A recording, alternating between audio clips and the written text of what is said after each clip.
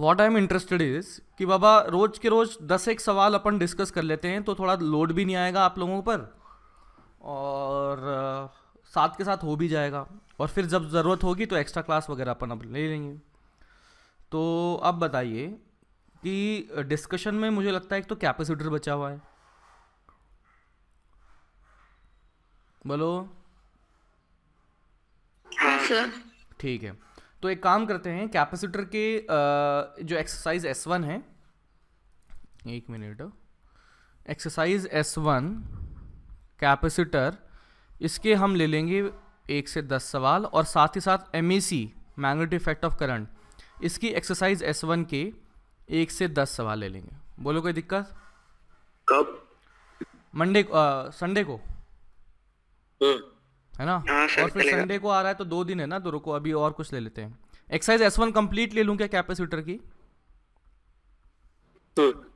ठीक है, तो ये S1 को अपन 1 से 10 ना करके कंप्लीट कर लेंगे।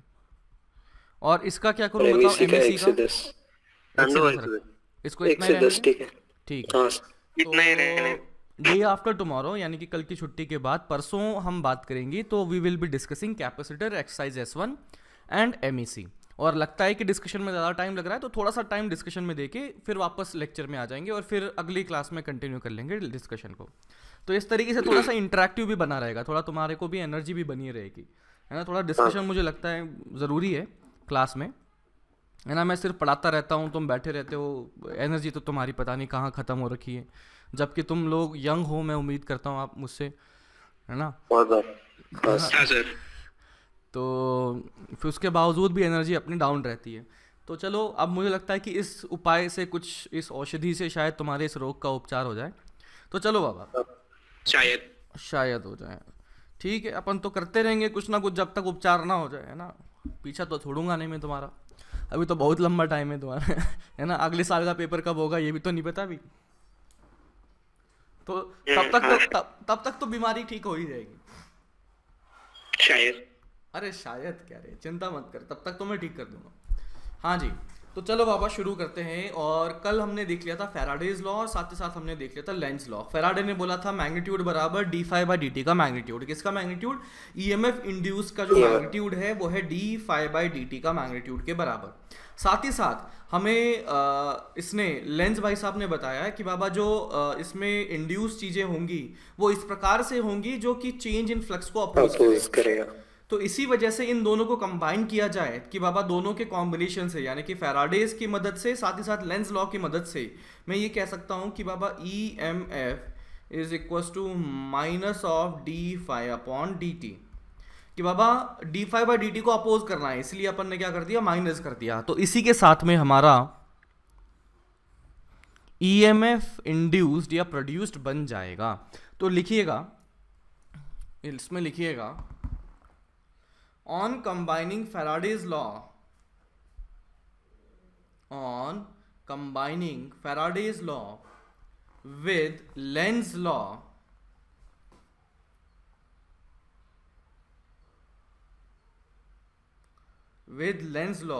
we get law of electromagnetic induction।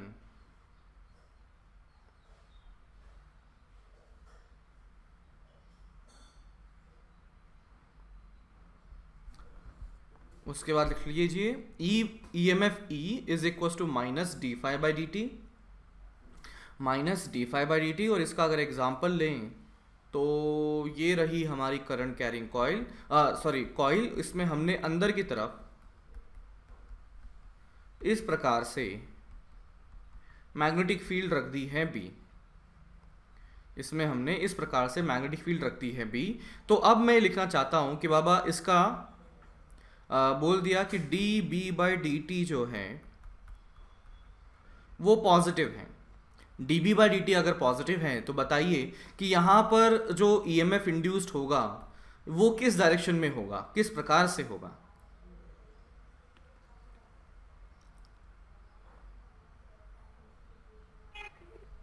Anti clockwise current. Anti clockwise, क्योंकि मैग्नेटिक फील्ड अंदर है और d B by d t positive, यानी कि मैग्नेटिक फील्ड बढ़ रही है।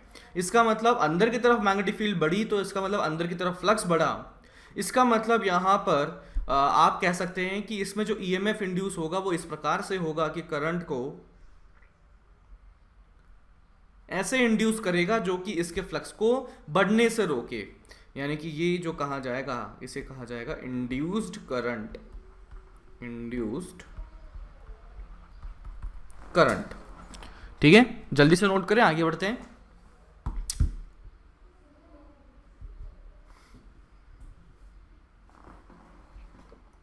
हेडिंग लिखें, हेडिंग लिखें टोटल मैग्नेटिक फ्लक्स और टोटल मैग्नेटिक फ्लक्स और मैग्नेटिक फ्लक्स लिंकेज, और मैग्नेटिक फ्लक्स लिंकेज बड़ी कॉमन सी बात है, बड़ी ऑब्वियस सी बात है। यहाँ पर ये होगा कि let's say we have one loop, इससे अक्रॉस मैग्नेटिक फील्ड बी अगर जाती है तो यहाँ से जो फ्लक्स एसोसिएटेड होगा वो होगा बी इंटू ए। अगर यहाँ पर ऐसे मैंने कई सारे सिक्वेंशियल कॉइल बना दिए, इस तरीके से सिक्वेंशियल कॉइल बना दिए, देन आई कैन से कि बाबा यहाँ पर अगर मैग्नेटिक फील्ड बी है तो यहाँ से जो फ्लक्स एसोसिएटेड होगा वो हो जाएगा बी इंटू ए। ये तो ए कॉइल के लिए, अगर ऐसे एन कॉइल थे तो ये हो जाएगा एन इंटू बी इंटू ए या बी डॉट ए। समझे? तो इसमें लिखें if a close loop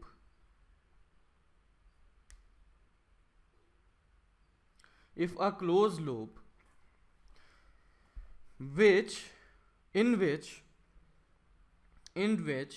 an EMF is induced contains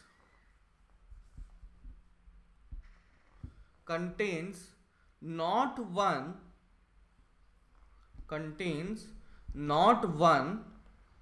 but small n turns,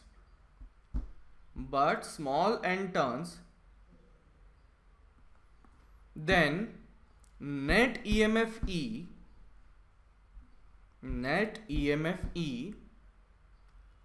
will be equal to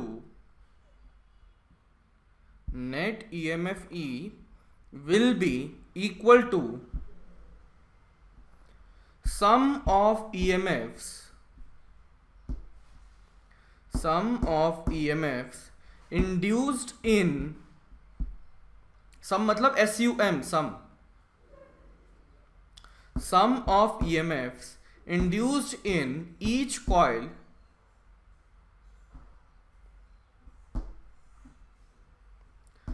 and magnetic flux linked by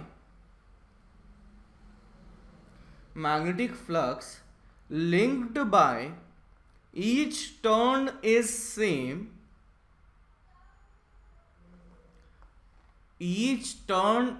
same, and equal to phi, then total flux phi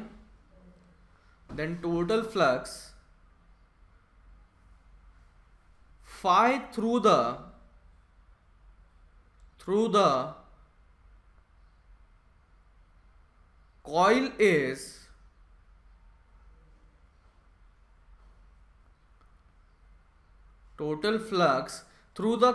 is क्या हो जाएगा?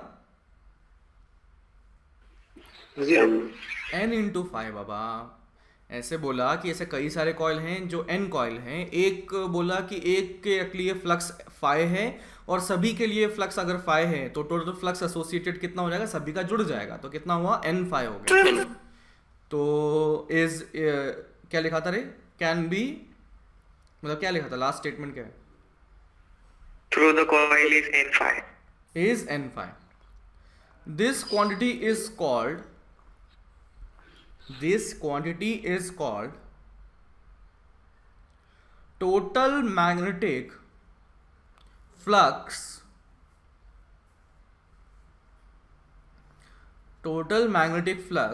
or magnetic flux linkage.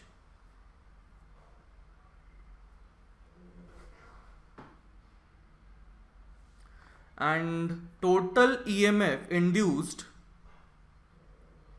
in this case will be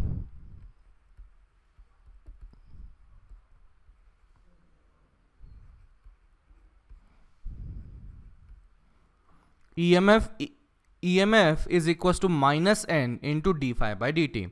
Also I can say that कि जो phi net बना हुआ है that is n into phi, यानी कि एक का तो phi था, ऐसे n थे तो n into phi.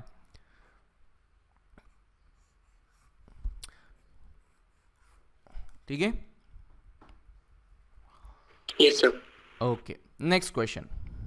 एक क्वेश्चन करते हैं जिसमें कि आपको एक सर्कुलर कॉइल दिया गया है. इसमें लिखें a coil of radius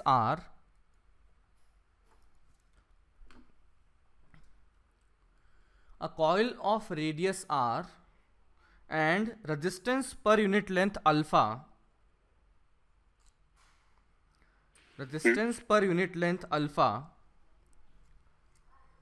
is placed in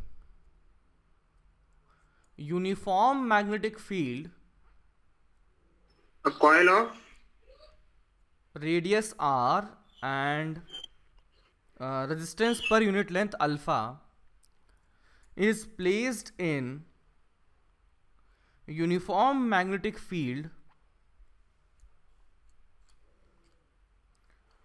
which increases with constant rate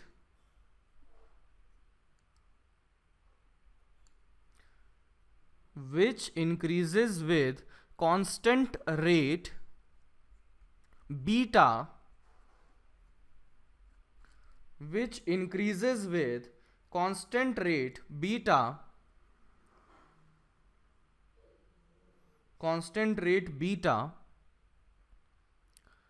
then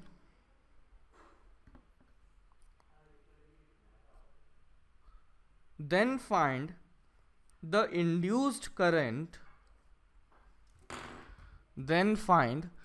induced current in the circular coil. Sir वो विच dr by 2 alpha. एक मिनट स्वप्निल रुकना, दूसरा क्या बोल रहा है रे? सर वो विच इंक्रीज से पहले क्या बोला था आपने? थोड़ा आगे पीछे का और शब्द बोलना. Exist a uniform magnetic field which increases with constant rate constant beta. rate sir उससे beta. पहले अरे स्वप्निल बोल इसको पूरा स्टेटमेंट क्या था. Uniform magnetic field which increases वो. हाँ तो यही तो बताया ना, which placed in uniform magnetic field which increases with constant rate beta. Okay done? No, yes, no, कुछ तो बोलो. हाँ सर. ठीक है, तो अब देखिए बाबा क्या होगा कि यहाँ पर मैं अगर EMF इंड्यूस्ड की बात करता हूँ तो आई कैन से दैट कि बाबा EMF is minus d phi upon d t. तो अब मैं देखता हूँ कि यहाँ से फ्लक्स एसोसिएटेड कितना है. तो फ्लक्स एसोसिएटेड अगर लिखा तो वो बन जाएगा B इंटू एरिया. B है फ्लक्स मैग्नेटिक फील्ड, B कितना है इसका? B तो है, मतलब B तो B लिख दिया, और एरिया क्या हो जाएगा? पाई आर स्क्वायर. ठीक है, तो अगर मैं EMF लिखना चाहता हूँ तो वो बन जाएगा minus of d phi upon d t, और ये बन जाएगा minus of d upon d t into B into pi r square, इतना बन जाएगा. तो आप क्या बोल सकते हो बाबा कि pi r square into minus तो मैंने बाहर निकाल दिया into d B by d t, और ये सवाल में दे रखा है, कितना दे रखा है? बीटा दे रखा है, minus pi r square into beta. ये सवाल में दिया है कि बाबा rate of change of magnetic field is beta. अब मैं यहाँ से बोलता हूँ कि ये तो EMF आ गया. है ना। तो ध्यान दीजिएगा, ये जो ईएमएफ इंड्यूस होगा वो पूरी कॉइल में होगा। ध्यान दीजिए, ये जो ईएमएफ इंड्यूस होगा वो पूरी एक कंप्लीट कॉइल में होगा। ऐसा नहीं कि मैं बैटरी को यहाँ लगा दूँ, एक मिनट, जैसे ऐसा नहीं कि बाबा बैटरी को मैंने इधर लगा दिया या इधर लगा दिया या इधर लगा दिया। बैटरी क्या है, मतलब आपको ये इमेजिन करना पड़ेगा कि ये जो बैटरी बनी है या ये जो ईएमएफ बना है ये कंप्लीट कॉइल में बना हुआ है, ये कंप्लीट कॉइल में बना हुआ है। तो अभी सबसे पहले तो मैं देखता हूँ कि यहाँ पे जो करंट फ्लो करवाने की कोशिश की जाएगी, बताइए वो किस तरफ होगी, एंटी क्लॉकवाइज या क्लॉकवाइज? Clockwise. नहीं रे बाबा, Anti-clockwise. Anti clockwise, anti clockwise flow करवाया जाए। तो एंटी क्लॉकवाइज अगर यहाँ पर फ्लो होगा तो करंट अपने को दिखेगा कुछ इस प्रकार से दिखेगा। क्यों? क्योंकि यहाँ पर इस प्रकार के करंट से मैग्नेटिक फील्ड जो है वो इस ऐसी बनी है जो अंदर बढ़ते हुए मैग्नेटिक फील्ड के फ्लक्स को रोकने की कोशिश करती है या अपोज करने की कोशिश करती है। किसने बताया? लेंस भाई साहब ने बताया। तो हमारे पास में इससे ये तो बन जाएगा मैग्नीट्यूड, और ये जो माइनस साइन है ये बन जाएगा इसकी डायरेक्शन। तो अपने पास क्या बना, पाई आर स्क्वायर इंटू बीटा, ठीक है, पाई आर स्क्वायर इंटू बीटा इस प्रकार से बन चुका है ईएमएफ का मैग्नीट्यूड। अभी मैं एक सर्कुलर पाथ में घूमता हूं तो मेरे को एक कंप्लीट पाथ में घूमने पर इतना ईएमएफ बनता हुआ दिख जाएगा, और इसी ईएमएफ की वजह से यहां पर एक करंट फ्लो करेगा। तो मैं अगर केवीएल के बारे में सोचूं तो एक गोल चक्कर काटने के बाद में मैं अगर ऐसा गोल चक्कर काटता हूं तो मतलब ये पोटेंशियल तो बढ़ जाएगा, कितना, पाई आर स्क्वायर इंटू बीटा, इतना पोटेंशियल बढ़ गया। लेकिन सिंस ये एक रेजिस्टेंस वायर है तो पोटेंशियल ड्रॉप होगा रेजिस्टेंस वायर की वजह से। उसका रेजिस्टेंस कितना है बोलो? Resistance per unit length दिया है अल्फा। हाँ, अल्फा। तो alpha into Alpha length into कर 2 दिया pi जाए r. तो that would be the complete resistance. तो ये कितना बन जाएगा, ये alpha into 2 pi r into, ये तो रेजिस्टेंस बना, इंटू करंट आई। देख रहे हो potential difference due to current, और ये मिला के एक चक्कर के बाद में कितना हो जाना चाहिए, जीरो, है ना। ये कितना हो जाना चाहिए, जीरो बन जाना चाहिए। तो अब मैं बोलता हूं कि यहां से जो फालतू चीजें काट लो, ये पाई से पाई गया, इससे ये गया, और क्या बना, I is equal to beta r upon 2 alpha. क्या बना रे, बीटा आर अपॉन 2 अल्फा, बिल्कुल इतना बन चुका है। तो this would be the current flowing in this coil. Is that clear?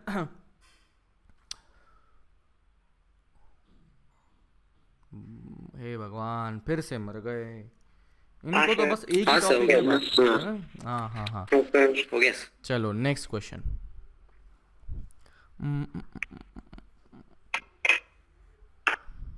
यहाँ पर ये रेक्टेंगुलर वायर दे रखा है और साथ में एक और इस तरह से ये लूप बना हुआ है, ठीक है। मान लिया कि this length is b, this length is a, और ये लेंथ मान लिया e/2 है, ठीक है। एंड यहाँ पर magnetic field is uniform and increasing, magnetic field is uniform and increasing with constant rate beta, ठीक है, कांस्टेंट रेट बीटा। एंड अब यहाँ से दिया है कि वही resistance per unit length is resistance per unit length is equals to alpha, then find current in each wire। बताइए किस प्रकार से रहा होगा करंट इन each wire, बताइए कैसा बनना चाहिए।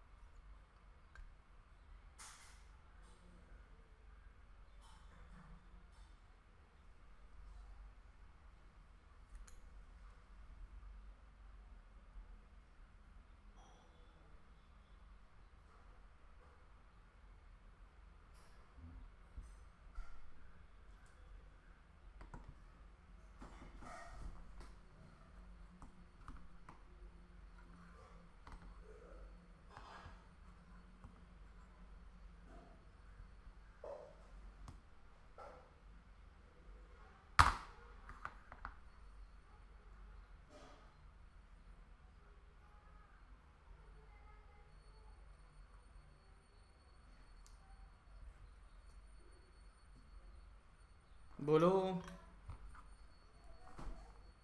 क्या होगा रे, बोलो।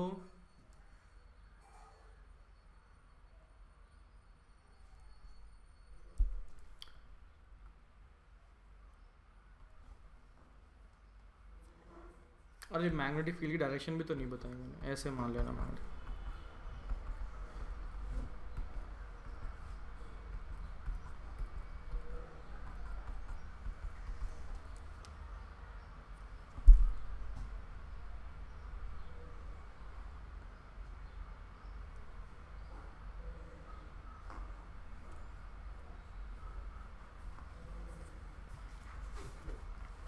कितना आया रे, कहाँ जाएगा, कितना आएगा, ये बताओ।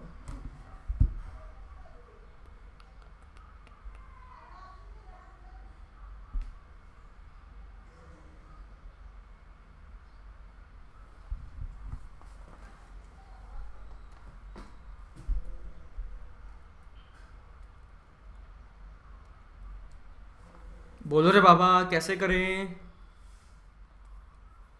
यहाँ पर दो लूप बन चुके हैं।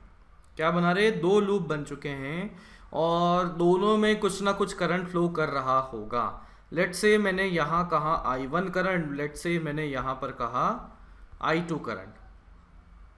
तो इसका मतलब यहाँ से जो करंट गया होगा वो I1 प्लस I2 करंट गया होगा।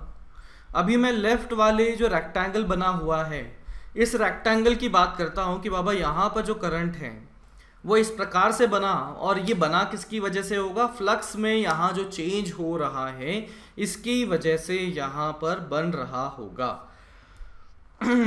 तो अब मैं देखता हूं कि बाबा लेफ्ट वाले पोर्शन में जो फ्लक्स एसोसिएटेड है वो कितना है। तो यानी कि इतना तो बी VAB. इंटू एरिया का, तो यहाँ पर एरिया बी इंटू स्मॉल ए का तो एरिया बन जाएगा, एंड इनटू मैंने मैग्नेटिक फील्ड बी कर दिया तो इसका फ्लक्स एसोसिएटेड φ1 आ चुका है। तो यहाँ से ईएमएफ का अगर मैं मैग्नीट्यूड निकाल लेता हूँ तो वो बनेगा डी φ1 बाई डी टी का मैग्नीट्यूड, यानी कि B into area into d B upon d t, और वो कितना दिया है, बीटा दिया है। तो B into small a into beta, इतना बन चुका है। ठीक है, इतना यहाँ पर ईएमएफ बन चुका है, किसमें, लेफ्ट वाले में। चलिए अब राइट वाले की मैं बात करता हूं। तो राइट वाले के लिए अगर कहा जाए φ2 अगर मैं लिखता हूं तो φ2 क्या लिखा जाएगा, B into a by two into magnetic field B. तो यहां से जो ईएमएफ अगर लिखा जाए इसका मैग्नीट्यूड, तो that one would be d φ2 by dt, and that one would be b into a by 2 into d by dt, यानी कि बीटा बन चुका है। इस प्रकार से ये बीटा बन चुका है। नाउ अब मैं जानना चाहता हूं कि भैया ईच लूप में कितना करंट फ्लो किया। तो मैंने आपको ईएमएफ के बारे में तो आइडिया दे दिया, अब क्या करते हैं, केवीएल लगाते हैं। क्या करते हैं बाबा, केवीएल, यानी कि एक लूप में अपन कर लेते हैं कि बाबा लेफ्ट वाला लूप लिया और उसमें केवीएल लिख लिया, राइट वाला लूप लिया और उसमें केवीएल लिख लिया। तो अब जल्दी से केवीएल दोनों में लिख के बताइए, and what should be the कितना करंट यहाँ पर I1 एंड I2 फ्लो कर रहा है।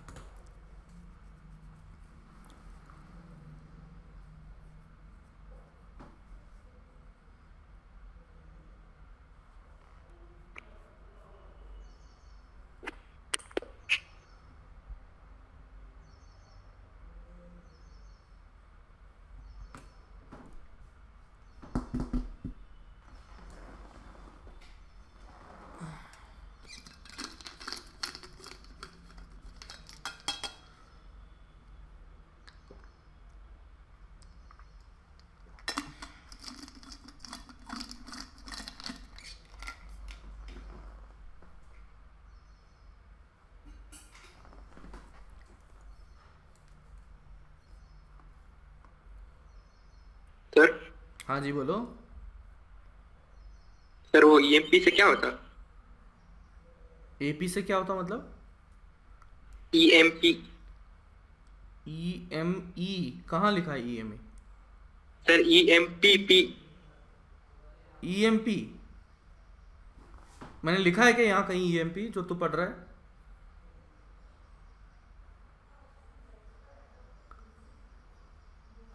अरे बोलना रे बाबा। तो ये जो ईएमपी बोल रहा है वो कहाँ से, यहाँ जो अभी पढ़ रहे हैं उससे चीजें हैं कि कहीं ऐसे ही हवा में कुछ भी? हम बात कर रहा हूँ। हवा में ही ऐसे ही ईएमपी? पता नहीं, थोड़ा बड़ा करके बताओ उसको तो शायद समझ में आया मुझे। ईएमपी की फुल फॉर्म बता।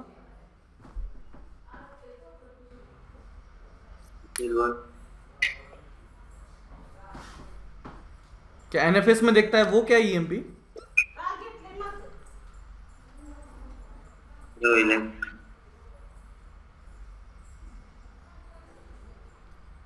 यार कैसे क्लास हो रहे तुम लोग, ऐसे पूछते भी हो और फिर भाग जाते हो, मतलब कोई क्या ऐसे- सर? क्या पूछ क्या रहा है, कौन पूछ रहा है ये और क्या पूछ रहा है ये ईएमपी? सर वो ईएमपी पूछ रहा था सर। वही ना, तो ईएमपी कौन सा है, क्या ईएमपी मतलब ऐसे कुछ भी वो पूछ इलेक्ट्रोमैग्नेटिक पल्स, रहे हो? अच्छा वो जो झटका रहता ना, तो ऐसा कुछ होता है क्या सही में? मतलब वो ऐसा कुछ होता है क्या, वही पूछ रहा था सर रियल में। हाँ मतलब मूवीज में तो रहता है। मतलब इलेक्ट्रोमैग्नेटिक पल्स झटका वाला वो, मतलब हाँ वो कौन से सारे झटके? इलेक्ट्रॉनिक डिवाइस बंद हो जाते एंड ऑल दैट। अच्छा हाँ वो रहता तो है यार, मैंने पता नहीं, मूवीज में तो देखा है मैंने, बाकी हाँ एक्चुअली मैं भी वही पूछ रहा था आपको। एक्चुअली नहीं पता मुझे, पता है ना, एक्चुअली नहीं पता। सर अगर वैसा होता तो कितना अच्छा होता था। तो क्यों? उससे क्या कर लेता डिवाइस रॉक के, तेरे को क्या फर्क पड़ता? क्लास बंद कर देते। तो वो तो वैसे ही छोड़ के चला जाता, तेरे को कौन रोक रहा है? मतलब क्लास बंद करना तो एक्चुअली अब इतना आसान हो चुका है तुम लोगों को। और जो है ना, जो कि मतलब ड्रॉबैक भी है ऑनलाइन का कि बाबा क्लास से छोड़ के चले जाओ, पेरेंट्स के सामने तो फोन लेके बैठे हो, अब क्या कर रहे हो वो तो क्या देख रहे हो वो तो तुम्हें ही पता ना। तो हाँ क्लास ही करते सर हम, है ना, और क्लास कुछ नहीं नहीं करते। करते। हाँ नहीं, ये जो ईएमपी वाला लड़का है, क्या नाम है रे बाबा तेरा ईएमपी वाला? ईएमपी वाला हाँ डोंगड़े ओम बंडू ओम ना, तो ओम भाई साहब यार ये एक बार बताओ कि क्लास छोड़ना वैसे ही इतना आसान है, अब तुम क्लास रोक कर फिर छोड़ना चाहते हो, इससे क्या फर्क पड़ जाएगा कि नहीं दूसरों सर, का भी वैसे- नुकसान होगा कि मैं अकेला ही नहीं रहूंगा ऐसा? सर ये बोल रहा था सर। सर परफेक्ट रीजन है कि बाबा मतलब मेरा तो नुकसान हो ही हो, पूरी क्लास का भी हो, ऐसा? रीजन है ऐसा क्लास ये मैं ऐसे ही बोल रहा था सर। अच्छा ऐसे ही बोला था क्या, मजे मजे में, इतना सोचा ही नहीं था। चलो बाबा यार, चलो यहाँ आ जाते हैं। इसमें करंट की बात करता हूँ, तो मैं जब गोल चक्कर काटता हूँ किस वाले में, ये लेफ्ट वाले पोर्शन में, तो लेफ्ट वाले पोर्शन में मेरे को इतना ईएमएफ फील हुआ, तो आई कैन से कि यार B इंटू ए इंटू कैपिटल बीटा इतना तो ईएमएफ आ चुका है माइनस आई आर। तो इस वाले में अगर देखें तो इसमें I1 लेंथ, I1 करंट इस लेंथ में चला है, यानी कि A लेंथ में चला है, B लेंथ में चला है, A लेंथ में चला है, और यहाँ पर I1 प्लस I2 चला है। तो मुझे क्या लिखना पड़ेगा, I1 इंटू A लेंथ के हिसाब से A इंटू अल्फा, फिर B लेंथ के हिसाब से minus I1 B into alpha, फिर ये A लेंथ के हिसाब से क्या लिखूं, minus I1 A into alpha, और फिर फाइनली क्या लिखूं रे बाबा, बोलो? Zero minus I1 plus I2 into B into alpha should be zero. अरे 4 ब्रांचेस है ना इसकी, 4 लेंथ है ना इसकी, तो 4 बार लिखूंगा ना मैं उसको, तो 3 ब्रांच में तो करंट I1 गया, तो I1 इंटू इसकी लेंथ इंटू अल्फा, इस वाले के लिए I1 into B into alpha, इस वाले के लिए I1 into A into alpha, और इस वाले के लिए I1 plus I2 into B into alpha. समझे क्या?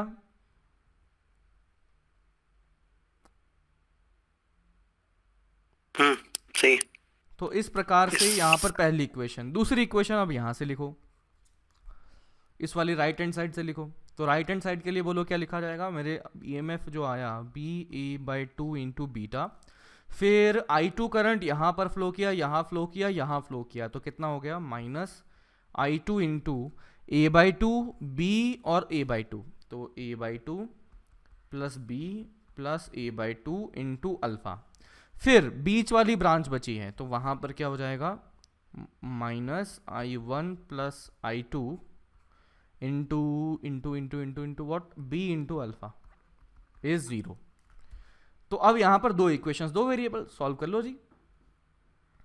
समझा क्या रे बाबा? तो इस प्रकार हाँ, से सर। हमारे पास में इन सर दोनों इसमें वो सुपरपोजिशन जैसा कुछ नहीं लगा सकते? किस तरह से कहना चाहते हो? लेफ्ट लूप का निकाल लिया करंट, मान लिया राइट वाला है ही नहीं। राइट वाई करंट ही नहीं है ऐसा? नहीं, राइट वाला लूप ही नहीं है, ठीक है। सिर्फ लेफ्ट को कंसिडर किया तो उसमें change in EMF upon resistance. Upon resistance, हाँ तो तुमने ये निकाल लिया, मतलब मैं समझ गया तुम क्या कह रहे हो। मतलब तुमने ये कह दिया कि यहाँ का जो टोटल ईएमएफ आया डिवाइड बाय टोटल यहाँ का resistance would be the current over here. तो करंट एक्चुअली I1। हाँ, तो एक्चुअली तुम इसको सॉल्व करोगे तो वही आ जाएगा, ओ। अगर तो है ना, तुम इसको सर सॉल्व उसमें करो। आर इक्विवेलेंट लेके सॉल्व नहीं कर सकते? यार हाँ, एक्चुअली क्या है ना equivalent। कि इसमें बैटरी की पोजीशन बनाना थोड़ा मुश्किल लगता है हाँ मुझे, वही। है ना, कि बैटरी अपन कहाँ लगाएंगे उस पे भी डिपेंड कर जाएगा कि मतलब आर इक्विवेलेंट तो निकाल लोगे लेकिन बैटरी के टर्मिनल्स कहाँ बनाओगे ये क्लियर नहीं हो पाता ना, क्योंकि ये पूरे उसमें पूरे लूप में ही ईएमएफ प्रोड्यूस होगा। तो थोड़ा बेसिक से चलना आसान रहेगा, समझना आसान रहेगा। बैटरी बनाने से मतलब कभी समस्या हो सकती है, मतलब बैटरी बना तो सकते हो लेकिन आपने अगर थोड़ी सी भी हलगर्जीपना किया तो वो वहाँ पर प्रॉब्लम हो जाएगा। समझे क्या रे बाबा? तो इसलिए एकदम बेसिक से चलो, हमेशा सही हाँ करोगे। सर। ठीक है, और नेक्स्ट अब हम देखते हैं कि बाबा ये जो हमारा ईएमएफ प्रोड्यूस हो रहा है तो वो किस प्रकार से हो सकता है, अलग अलग प्रकार से कैसे हो सकता है। तो मैं देखता हूं कि ways to produce induced EMF. एक तो ये है कि बाबा हमने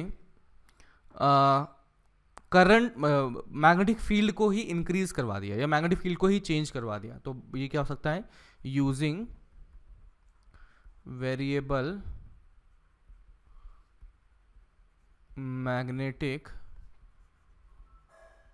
फील्ड, कि बाबा हमने क्या कर दिया कि मैग्नेटिक फील्ड को ही चेंज करवा दिया। और मैग्नेटिक फील्ड अगर चेंज हो गई तो बाबा मैं बोल सकता हूं कि यहां पर फ्लक्स चेंज हो जाएगा, और फ्लक्स चेंज हुआ तो इसका मतलब ईएमएफ प्रोड्यूस हो जाएगा। और यही हम रीजन जानना चाहते हैं। और क्या हो सकता है बोलो?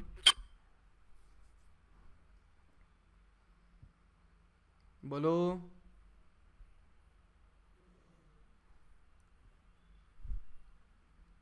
हे भगवान, क्या एरिया करोगे चेंज तुम? कर दिया। एरिया चेंज कर दिया आप, क्योंकि हमारा ईएमएफ प्रोड्यूस किससे होता है, फ्लक्स में चेंज की वजह से। तो मैं बोलता कि बाबा फ्लक्स अगर लिखा जाए तो वो होता है बी डॉट ए। तो बाबा बी को चेंज कर दिया जाए टाइम के साथ में तो फ्लक्स वुड बी चेंजिंग, यानी कि ईएमएफ आएगा। उसी प्रकार से दूसरा फैक्टर कौन है इसमें, बी डॉट ए में एरिया।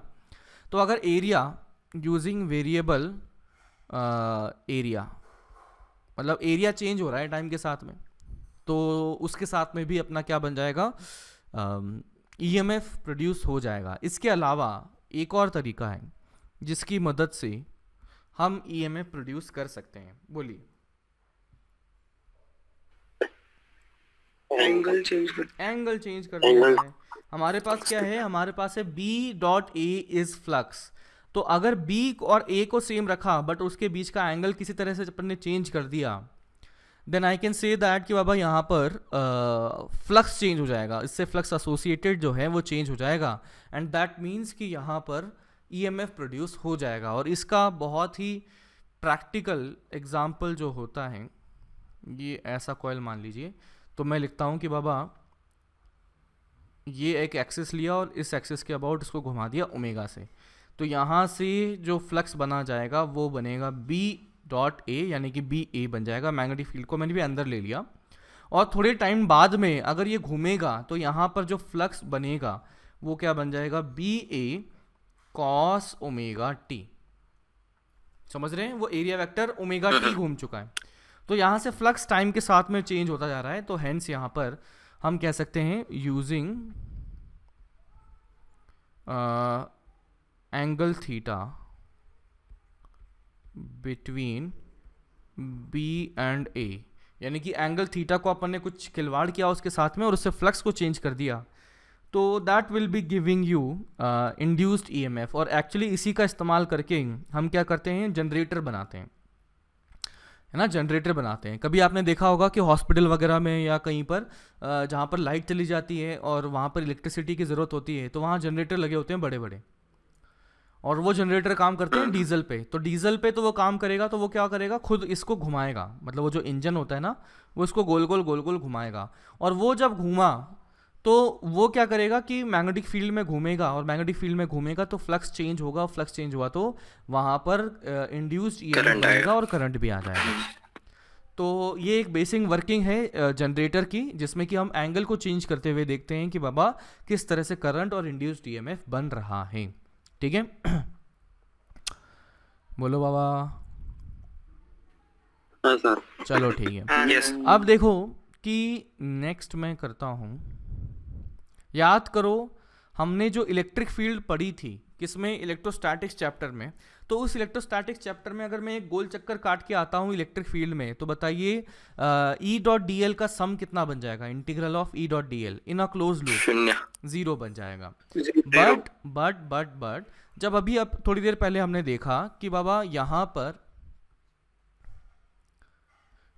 पर मैंने इस तरीके से जब गोल लूप बनाया जिसमें कि हमने मैग्नेटिक फील्ड रखी, जब मैग्नेटिक फील्ड को इंक्रीज करवा दिया, तो अब हमने केवीएल लगाया था, तो वो गोल लूप में हम चल के आए थे, ऐसे गोल घूम के आए थे। तो गोल घूम के आए, उसके बावजूद भी हमारे पास में नेट पोटेंशियल डिफरेंस बन गया था। अगर इलेक्ट्रिक फील्ड वही होती जो इलेक्ट्रोस्टैटिक्स वाली है, तो वो तो कहती कि बाबा एक लूप में घूम के आने के बाद में नेट बन जाना चाहिए 0 0। लेकिन हमने देखा कि जब हम एक लूप चक्कर काट के आए तो यहाँ पर हमारे पास में कुछ ना कुछ ईएमएफ बन चुका है।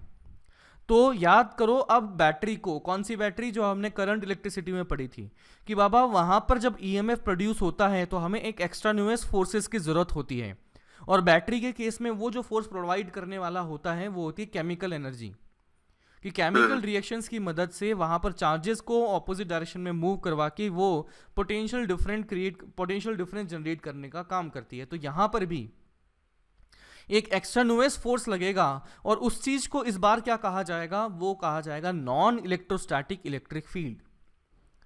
ठीक है, फिर से बताता हूं कि बाबा इलेक्ट्रोस्टैटिक इलेक्ट्रिक फील्ड होती तो एक गोल चक्कर काटने के बाद में बताइए कि नेट ईएमएफ कितना हो जाना चाहिए था गोल चक्कर के बाद, 0 गोल चक्कर के बाद में 0 हो जाता। बट हमने जब यहाँ गोल चक्कर काटा तो एक हमारे पास में नेट ईएमएफ आ चुका है, और इसका मतलब मैं ये कह सकता हूँ कि बाबा इलेक्ट्रोस्टैटिक इलेक्ट्रिक फील्ड तो यहाँ पर नहीं है।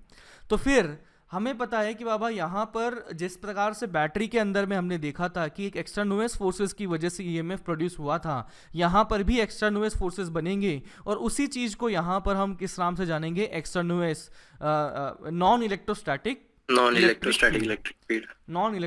Electric field. तो देखिएगा यहाँ पर अब हम थोड़ा सा इसमें और डिटेल में बात करेंगे, और सिंबल मैं आपको बता देता हूं, जहां पर मैं ई लिखूंगा, ई मतलब इलेक्ट्रोस्टैटिक इलेक्ट्रिक फील्ड, और जहां मैंने ऐसा लिखा ई स्टार, उसको मैंने बोल दिया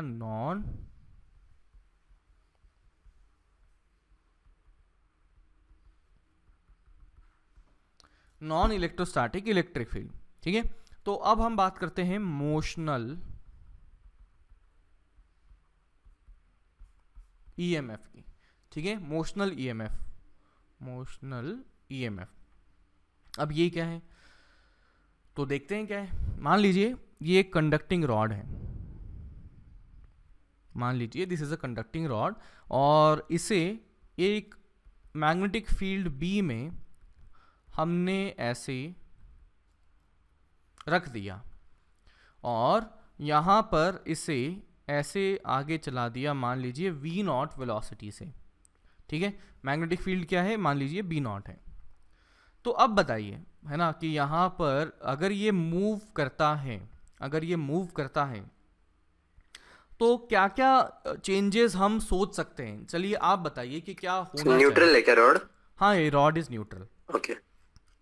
rod is neutral, conducting rod है, और इसे मैंने मूव करवा दिया मैग्नेटिक फील्ड में इस प्रकार से। तो व्हाट डू यू थिंक, यहाँ पर जो अंदर वाले चार्जेस हैं उन पर किस प्रकार से क्या अफेक्ट होना चाहिए इस प्रकार के मोशन का? इलेक्ट्रॉन्स पे तो ऊपर फोर्स लगेगा। नहीं, पॉजिटिव चार्ज ले लो रे, पॉजिटिव ले लो, हाँ इलेक्ट्रॉन पॉजिटिव चार्ज पे ऊपर। पॉजिटिव चार्ज पे ऊपर फोर्स लगेगा। तो इनफैक्ट अगर मैं यहाँ पर देखता हूँ रॉड अगर मूव किया, रॉड के अंदर में रैंडमली चार्ज पार्टिकल मूव कर रहे थे, तो इनफैक्ट उनकी जो नेट वेलोसिटी है that would be zero. But since rod is moving with v naught, इसका मतलब चार्ज पार्टिकल की जो नेट वेलोसिटी हमारे पास पाई जाएगी that would be v naught. तो अगर वो वी नॉट पाई गई, अगर वो वी नॉट पाई गई, तो ये चार्ज पार्टिकल मान लीजिए पॉजिटिव चार्ज का था, और वो भी वी नॉट से इस तरफ चलता हुआ हमें फील होगा, अपीयर होगा। और अगर इस प्रकार से ये वी नॉट का फोर्स वेलोसिटी लगी, तो बताइए इस पर जो फोर्स लगेगा, कोई चार्ज पार्टिकल जो कि मैग्नेटिक फील्ड में रखा मूव कर रहा है, तो उस पर जो फोर्स लगेगा वो किस प्रकार से लगेगा? वो लगेगा क्यू वी क्रॉस बी। तो वी क्रॉस बी की डायरेक्शन बोलिए कहाँ आ गई? ऊपर की तरफ आ गई। तो इसका मतलब एक चार्ज पार्टिकल ऊपर आया, इसी प्रकार से दूसरा चार्ज पार्टिकल और ऊपर आ जाएगा, इस प्रकार से और कई सारे चार्ज पार्टिकल ऊपर की तरफ अक्यूमुलेट हो चुके हैं। तो जैसे चार्ज पार्टिकल ऊपर की तरफ अक्यूमुलेट होगा, उसी प्रकार से एक नेगेटिव चार्ज भी नीचे वाले पॉइंट पर अक्यूमुलेट हो जाएगा। और जैसे ही यहां पर चार्ज पार्टिकल्स का अक्यूमुलेशन हो रहा है, तो इनफैक्ट अगर इस रॉड को अगर बड़ा करके बनाएं,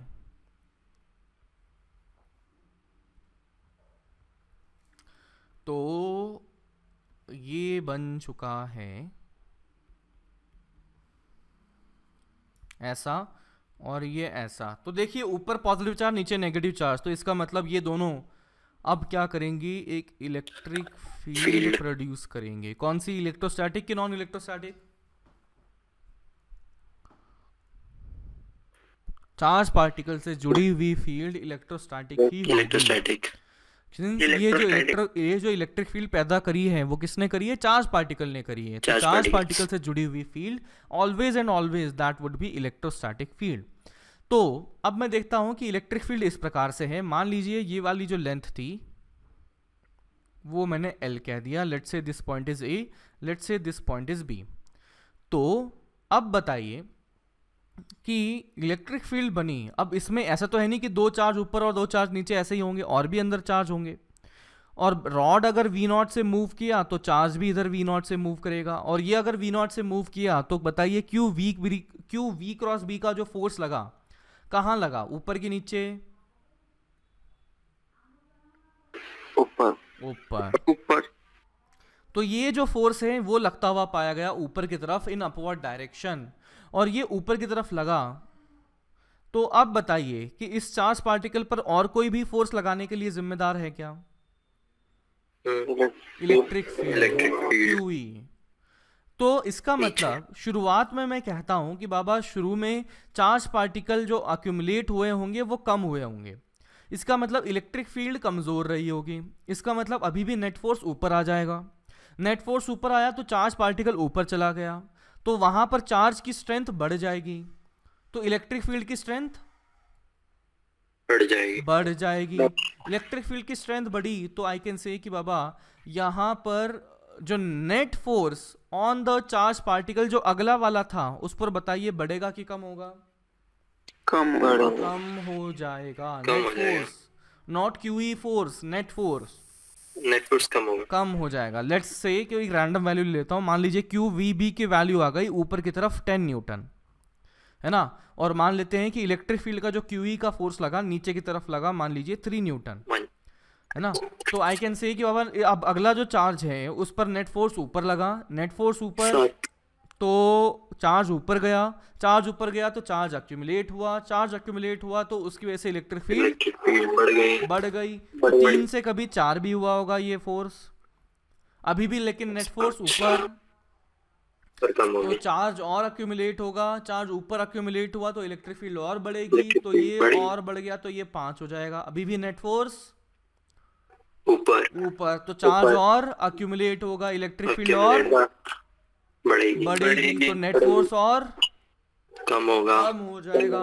तो ऐसी चेन चलती जाएगी चलती जाएगी चलती जाएगी जब तक कि ऊपर का 10 न्यूटन और ये नीचे का 10 न्यूटन बराबर ना हो जाए। Newton balance. इसका ये हॉल मतलब इफेक्ट जैसा ही है ना? किसके जैसा? हाँ, हॉल इफेक्ट जैसा। हॉल तो इसका मतलब अब क्या होगा, इसका मतलब अब क्या होगा कि बाबा ये एक ऐसी सैचुरेटेड स्टेट में आ जाएगा कि अब फर्दर कोई चार्ज हुआ तो उस पर नेट फोर्स जीरो, तो अब वो ना तो ऊपर जाएगा ना तो नीचे जाएगा, जहां उसकी रॉड ले जा रही है उसको वो चिपचाप चलता जाएगा। तो अब देख सकते हैं बाबा, अब देख सकते हैं बाबा कि ये जो बना मतलब अब इस सिचुएशन में अब फाइनल जब ये बन चुका है, जब इसके चार्ज एक्यूमुलेशन रुक चुके हैं, when charge accumulation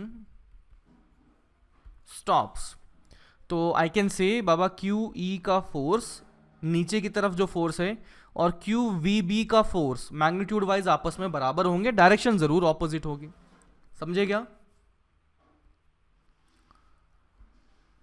अरे यार, आई कैन से अगर मैं वेक्टर फॉर्म में लिखूं q E plus q v cross B, net force on a charge particle would be zero. तो यहां से जो इलेक्ट्रिक फील्ड बनी है वो क्या आ गई? वो आ गई minus of V cross B, आ गई माइनस वी क्रॉस बी, और minus we cross B electric field आ गई। तो अब मैं देखता हूं कि बाबा यहां पर जो पोटेंशियल डिफरेंस है, ऊपर वाला पॉइंट कौन सा लिखा था मैंने? पॉइंट लिखा था ए और नीचे वाला लिखा था बी। तो this point is A and this point is B. तो बताइए ए और बी में से कौन सा पॉइंट हायर पोटेंशियल पर होगा? ए वाला हायर, ए वाला हायर, बी वाला लोअर रहेगा। तो आई कैन से कि बाबा छोटा सा पोटेंशियल डिफरेंस डीवी अगर लिखा जाए तो वो लिखा जाता है minus E dot D l, और ये लिखा जाएगा minus we cross B dot D l. Minus इसके अंदर भी है तो माइनस माइनस प्लस हो जाएगा, तो this is V cross B dot D L vector. ध्यान दीजिए, this is not change in velocity, this is what? Small change in volume, potential, voltage या पोटेंशियल। तो this is coming out to be V cross B dot D L. तो मैं अगर लिखता हूं potential difference कौन सा? V A minus V B, तो that would be what? Integration of D V, and that would be what? Integration of V cross B dot D L. तो since if B is uniform, इसका मतलब हर एक point के लिए b की value same आ गई, तो वेलोसिटी तो पूरी रॉड की सेम ही है, तो हर एक पार्टिकल की सेम ही होगी। इसका मतलब ये पूरा इंटीग्रेशन के बाहर आ जाएगा v क्रॉस b का मसाला, फिर ये dot integration of dl। Now this is dl vector, not dl length. तो dl वेक्टर अगर जोड़ेंगे इसका मतलब हमारे पास क्या बन जाएगा? फाइनली l वेक्टर बन जाएगा। तो v cross b dot L vector. तो इस प्रकार से कर दिया। अगर यूनिफॉर्म मैग्नेटिक फील्ड में किसी रॉड को या मेटल को किस तरह से यहाँ पर मूव करवाया जाता है, तो इस प्रकार से पोटेंशियल डिफरेंस उसके दो पॉइंट के बीच में बन जाएगा। Is that clear? ओके, तो इसका मतलब मैं समझा देता हूँ। मान लीजिए ये एक ऐसी मैंने कंडक्टर वायर इस तरह से मैंने रख दिया, एक वायर रख दिया, मैंने कह दिया ये है पॉइंट ए, ये है पॉइंट बी, और मैग्नेटिक फील्ड मैंने इस प्रकार से कर दी है let's say some B not. ठीक है, और ये चलता कैसे है? ये मूव करता है इस प्रकार से v नॉट की वेलोसिटी से, एंड इट इज गिवन कि बाबा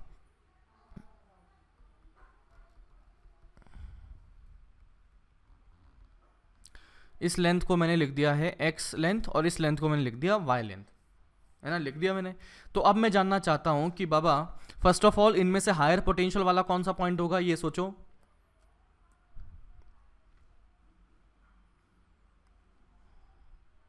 बी। कैसे पता लगा? ऊपर की तरफ पॉजिटिव चार्ज एक्यूमुलेट होंगे। बिल्कुल सही।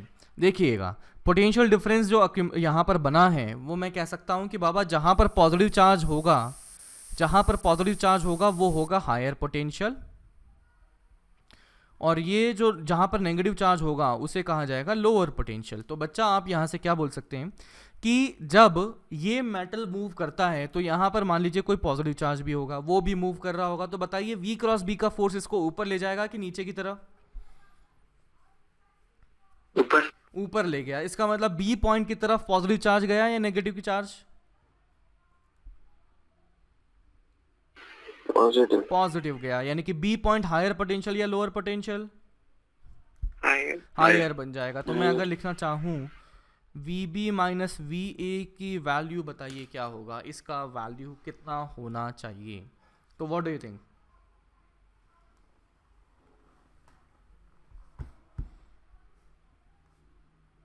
V0 B into Y। बिल्कुल सही। चलो जी बताओ जी बाकी लोग।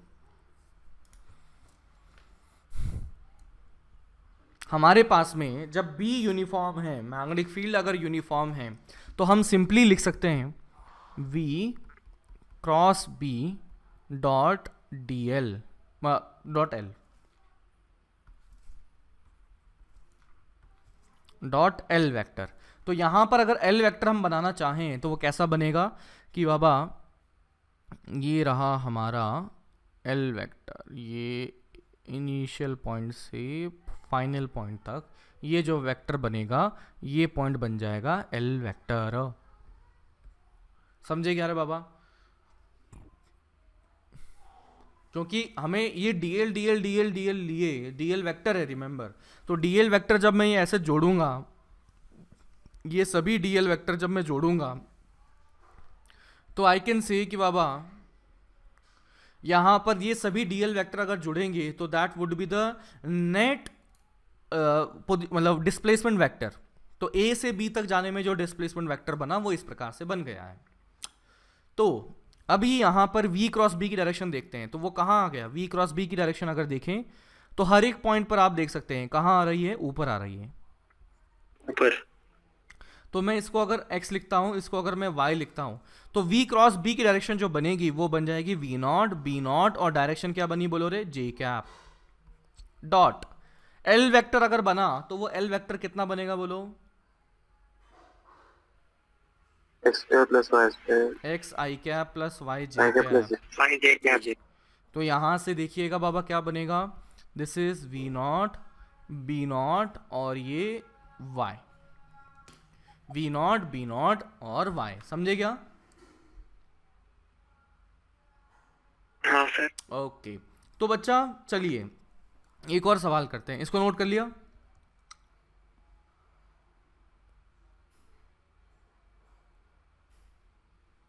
अरे यार ऐसे मरे हुए रहते हो रे तुम लोग, थोड़ा सा कुछ जूस वूस पिया करो, पता नहीं, कुछ खाया करो तुम, यस सर। है ना, कुछ बॉर्नवीटा कुछ खाया करो। खाते हो? अच्छा मत खाया करो रे, उसमें शुगर होता है, दैट इज ओनली शुगर। मैं तो वैसे बोल रहा था, मजाक कर रहा था। ग्लूकॉन डी पी लिया करो, उससे अच्छा तो है ना। If you find the table of content of the Bournvita you will find the maximum content belongs to sugar. तो शुगर खाओगे तो ऐसे शक्कर खा लो, इतनी महंगी शक्कर खाने की कहाँ जरूरत आ रही। तो ए बी एंड सी इस तरह से कर लिया। सेमी सर्कुलर वायर है एंड मैग्नेटिक फील्ड मैंने ये कह दिया कहाँ से पर है, magnetic field is B0 and uniform है, मतलब अंदर की तरफ है ना। अब हर जगह क्रॉस नहीं बना रहा मैं, समझ जाओ एक ही पॉइंट पर। इसकी सेमी सर्कुलर है और इसको मैंने कह दिया रेडियस है R। तो मैं आपसे जानना चाहता हूँ कि बाबा VA माइनस VB कितना है, ऑल्सो VB माइनस VC कितना है, ऑल्सो मैं जानना चाहता हूँ VA माइनस VC कितना है। तो ये आपका रहेगा होमवर्क, अपन कल डिस्कस करेंगे। ओके ये वेलोसिटी की डायरेक्शन। अच्छा वेलोसिटी डायरेक्शन नहीं दी, तो वेलोसिटी की डायरेक्शन ऐसा है कि ये पूरा जो लूप है ये इस प्रकार से V0 से चलता हुआ पाया गया। ओके अरे बोल दो रे, ऐसे मरे हुए रहते हो। हाँ सर। हाँ सर। चलो ठीक है, तो remember we will be discussing some questions in next class, also this question, और फिर उसके आगे हम पढ़ेंगे. ओके चलिए बाय बाय, अच्छे से पढ़ाई करिए, bye bye and happy Bye bye. Independence day.